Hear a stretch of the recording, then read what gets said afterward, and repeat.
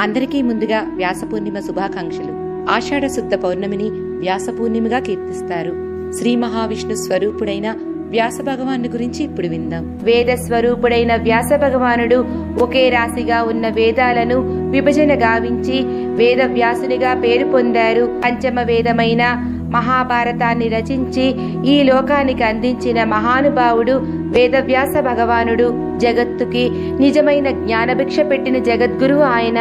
ఎవరి ముఖ కమలం నుండి జారిపడే వాంగ్మయమనే అమృతాన్ని ప్రపంచమంతా సేవిస్తుందో అటువంటి పరాశర కుమారుడు సత్యవతి హృదయానికి ఆనందం కలిగించేవాడు అయిన వ్యాస భగవానుడు సద్గురువుగా వెలుగొందుతున్నారు.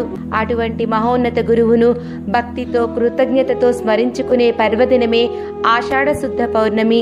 ఈ రోజున ప్రతి గురువులోనూ వ్యాస మహర్షిని దర్శించి పూజించుకోవటం మన సంప్రదాయము.